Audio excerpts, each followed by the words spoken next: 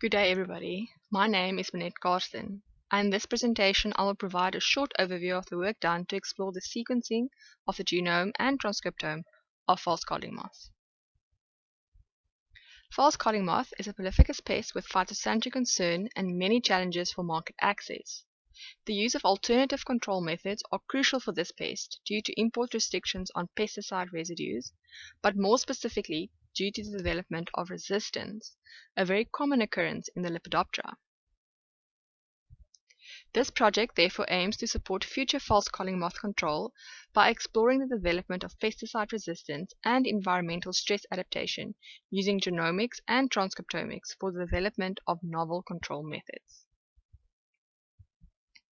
Previous work done by Hofmeyr and Pringle showed the development of resistance against triflumaron, a chitin synthesis inhibitor. They investigated this phenomena in 3 areas and showed that in 2 of them, indicated by the 2 lines on the right-hand side of the graph for Swellendam and Citrustal, the effective concentration needed to successfully control the pest actually exceeded the highest registered concentration. In recent years, however, very little work has been done on FCM insecticide resistance, although resistant management has been encouraged by both manufacturers and suppliers. Here, we therefore investigate how FCM potentially becomes resistant and whether it is temperature dependent.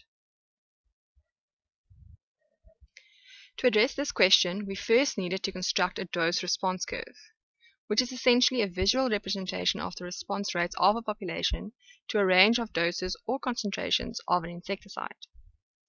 To do this, larvae from exit was exposed to 5 concentrations of Spinotoram as well as a control and reared at 2 different temperatures, 22 degrees and 28 degrees. We then recorded percentage survival and repeated this experiment 3 times. Our results showed that, interestingly, survival was significantly higher at the cooler temperature, in blue, compared to the warmer temperature, in red, across all concentrations tested.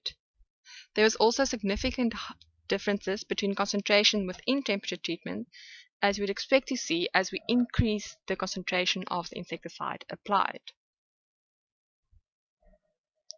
Now that we've established the base response curve, we will use these data to calculate the LD90 value.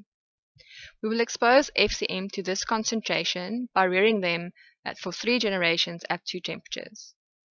This part of the experiment had to be terminated at the start of lockdown, unfortunately, but rearing has since been initiated again. After the 3rd generation, we will construct another dose-response curve, and in doing so, explore the development of insecticide resistance and calculate the resistance factors. We will then investigate the genes expressed in the presence of the specific insecticide and any potential mechanisms. To make the outcomes of this study a little bit more clear, I would like to show you an example. So this example comes from work done on the tobacco cutworm, where researchers exposed 3 different populations of known susceptibility to an insecticide. The first population, the SS strain, was a laboratory population that has never been exposed to the specific insecticide before. The second, INRS strain, was a laboratory strain that was resistant. And the third, FINRS strain, is a field-resistant strain that they collected directly from the field. The researchers then exposed these 3 different populations to their chosen insecticide and then looked at the differential gene expression. They show this in the diagram, where on the left-hand side you have the field-resistant strain compared to the laboratory population, SS, and on the right-hand side you have the laboratory-resistant strain compared to the laboratory population, SS. The diagram shows which genes are being upregulated, the numbers next to the red arrows, and which genes are being downregulated, the numbers next to the blue arrows, when they are exposed to the specific insecticide. This provides us with information about what genes are involved in the development of insecticide resistance, and this is something similar to what we hope to also achieve for false codling moth. I would like to thank Erica, who has done most of this work. She's one of our PhD students, and I would also like to thank our funders, and thank you for listening.